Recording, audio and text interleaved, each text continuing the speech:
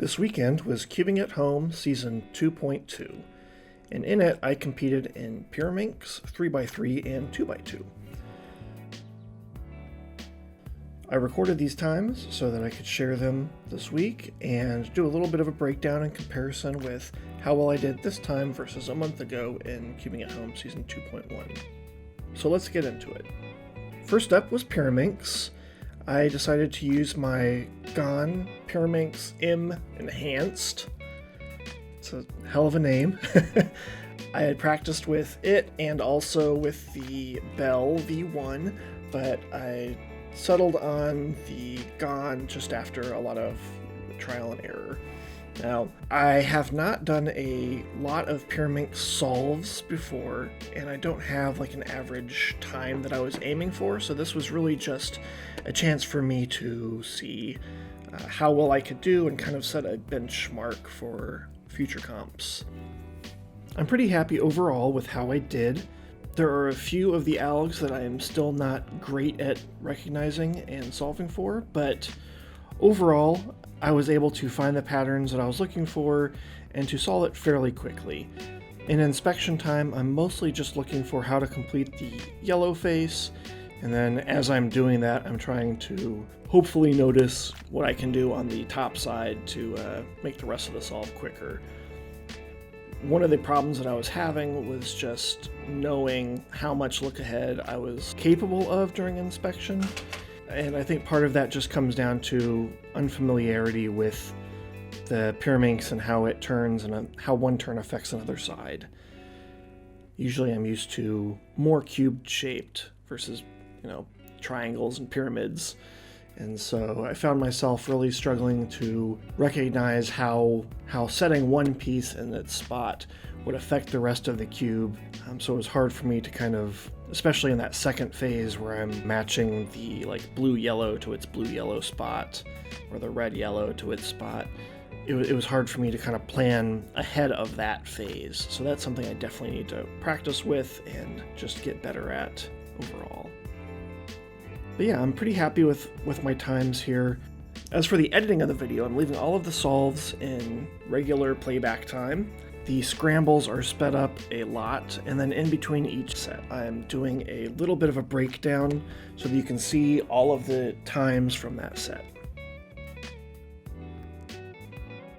I'm also using the new GAN Smart Timer, as you might be able to see, and part of the reason for using that, not just that it's my new toy and so I wanted to play with it, but it also calculates averages of 5, so I'm able to just lift that up and show the camera at the end, and it just makes my life nice and easy.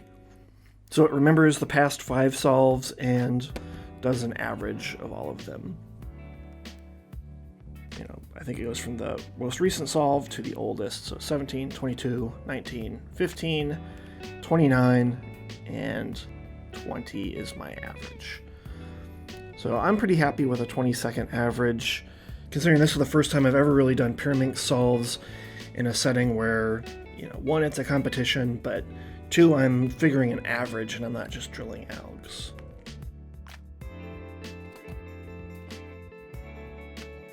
Next up is the 3x3 event, and last time I got off to a very bad start by messing up my scrambles, and so this time I was just a little bit slower during scrambles to make sure I didn't fluster myself. The cube I'm deciding to use today is the GAN 11M Pro, and this is one that has the black internals instead of primary. I was going back and forth on whether to use this or my GAN 354, which you can see over there on the side, and I decided on the 11M Pro just because I think that the magnet strength I'm able to set is a little bit stronger and matches kind of my preferences just a little bit more. I'm still using the 354 as my kind of daily driver and what I'm practicing on, but what I've found is that using that smaller cube to practice on and one that has a little bit lighter magnets means that my turning style has gotten a little bit more precise, and when I come back up to the 56 millimeter cube, I'm able to just let it rip and go as fast as I can.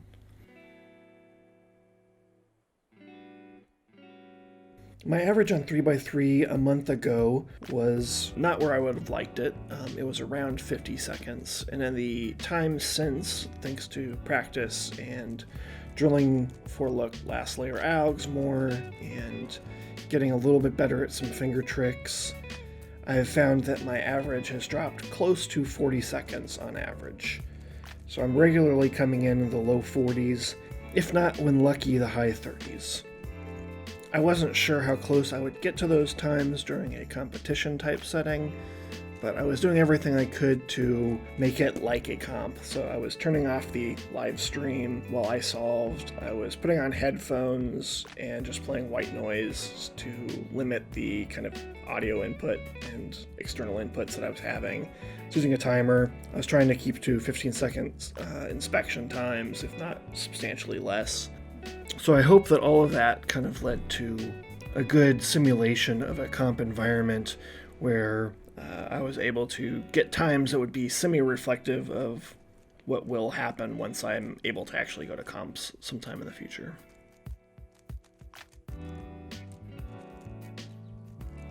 All of the scrambles that I got were fairly nice white cross solutions, and so I just went with that.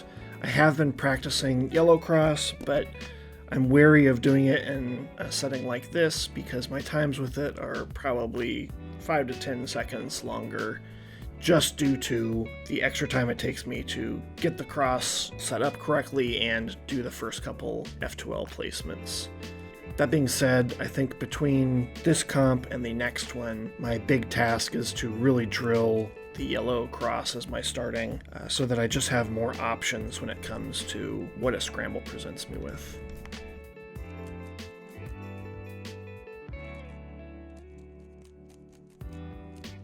One of the last things that I really need to learn also for my 4-look last layer is the UA and UB algs. I was lazy when drilling algs originally, and I just kept with using kind of the layer by layer beginner method of sorting that out, and that is still what I'm using right now.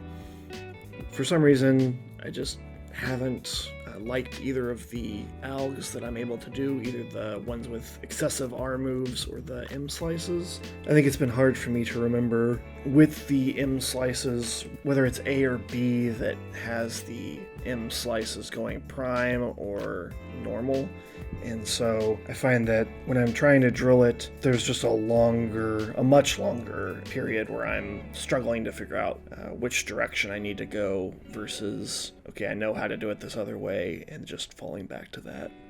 So those are the things that I'm really going to work on before next comp, is just making sure that I've learned the best algs that I can for 4-look last layer and really drill yellow cross so that I'm not only having to rely on a scramble being an okay white cross for me to have a decent time.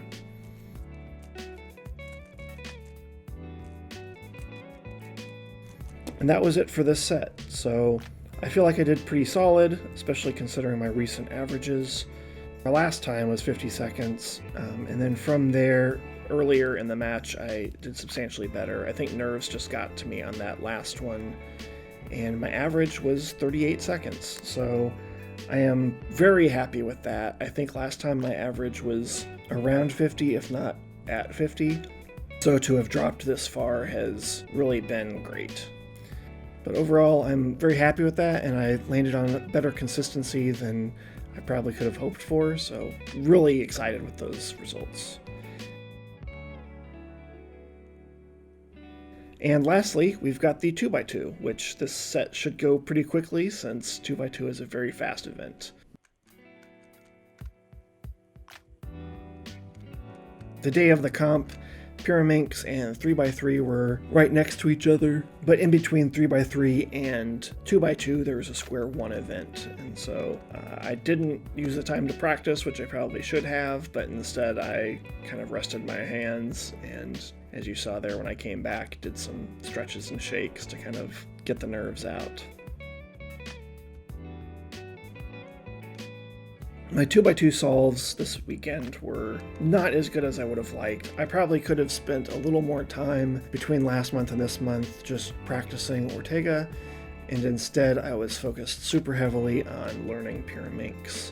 and getting better at 3x3.